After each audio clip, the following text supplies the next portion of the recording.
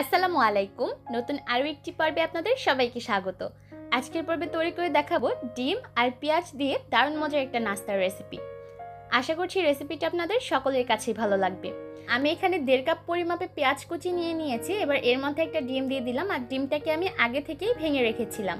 এবার এর মধ্যে দিয়ে দিলাম 2 চা চামচের মতো কাঁচামরিচ কুচি, লবণ দিয়ে দিলাম স্বাদ অনুযায়ী, 1 চা চামচ দিলাম লাল মরিচের গুঁড়া, আধা চা চামচ দিলাম হলুদের গুঁড়া, আদা রসুন বাটা দিলাম আধা চা চামচ, 1/4 কাপ দিলাম বেসন, আর 1 টেবিল চামচ দিলাম কর্নফ্লাওয়ার।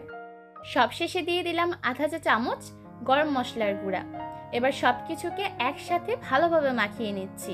পেঁয়াজটাকে একটু কচলে মাখাতে হবে যাতে করে পেঁয়াজটা একটু নরম হয়ে আসে। পেঁয়াজের সাথে মশলাগুলোকে খুব ভালোভাবে মিশিয়ে নিচ্ছি, আর মেশাতে মেশাতে দেখবেন এটা অনেকটা আঠালো টাইপের হয়ে যাবে। আর যখন দেখবেন যে এই পেঁয়াজের মিশ্রণটা হাতে নিয়ে এভাবে মুঠো করা যাচ্ছে আর এটা অনেকটা আঠালো হয়ে গেছে, ঠিক সেই পর্যায়ে মেশানোটা বন্ধ করতে হবে। এবার চলে যাচ্ছি পরবর্তী স্টেপে। তার জন্য চুলায় আমি পর্যাপ্ত পরিমাণ তেল খুব ভালোভাবে গরম করে নিয়েছি। এবার হাতের মধ্যে পেঁয়াজের সেই মিশ্রণটাকে নিয়ে লম্বাটে করে এভাবে শেপ দিয়ে তেলের মধ্যে ছেড়ে দিতে হবে।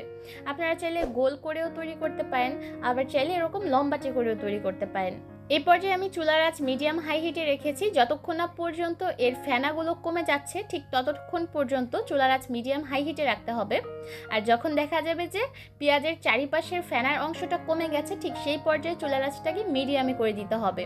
যতক্ষণ না পর্যন্ত এটা পুরোপুরি ভাজা হচ্ছে ততক্ষণ পর্যন্ত চুলার আঁচটাকে মিডিয়ামে রাখতে হবে।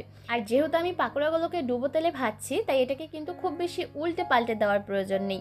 এমনিতেই দেখবেন যে এর মধ্যে সুন্দর একটা সোনালি রং চলে আসবে।